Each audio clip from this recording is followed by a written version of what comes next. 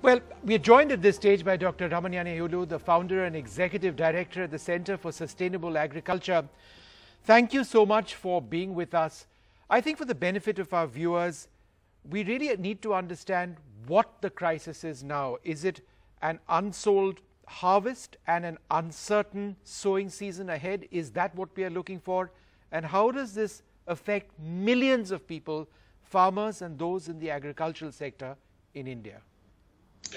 Thanks, Pranay, for making me part of this show, and I congratulate Rangde for initiating a great initiative, because the farmers are in deep crisis, and we are seeing daily number of migrant labor walking on the roads. They are all part of the rural economy which failed.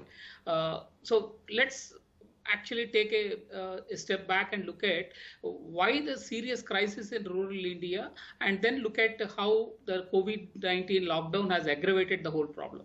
In India, near about 54.6% people depend on farming, and in that 87% are small and marginal, who farm in less than 2 hectares of land.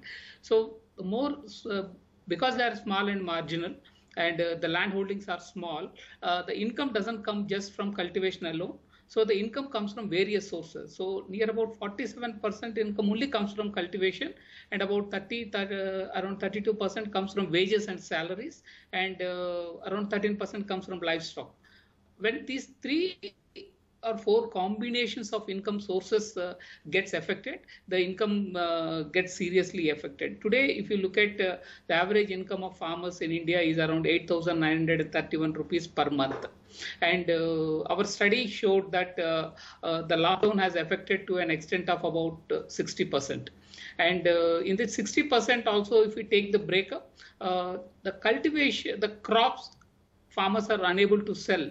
Some crops they were unable to sell because it was lockdown, and there was transportation being affected, labor were not available, so farmers couldn't take the harvest, and then even if they have taken the harvest, they couldn't sell it. And particularly the fresh fruits and vegetables market has affected significantly. Similarly, the livestock, the milk and dairy sector has affected significantly. Right.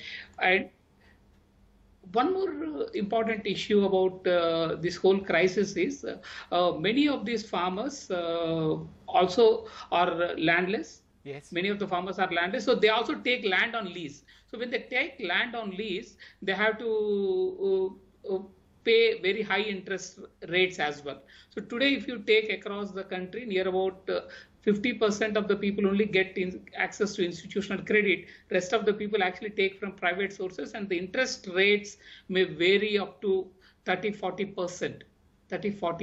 And that's what makes the people more vulnerable.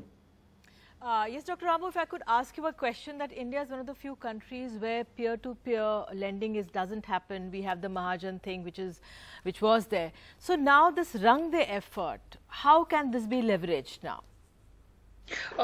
In fact, the peer-to-peer lending, which is actually borrowing from neighbors and all, was a habit in the country, but it was not in an organized way. So when it is not in an organized way, getting access becomes very difficult. So an organized platform like Rangde helps certainly number of small and marginal farmers to get access to these loans, and these small loans can help them to start new livelihoods. So it's not just about buying seeds; it's also about buying chicks to start a small poultry. It could be a small loan to start a processing unit.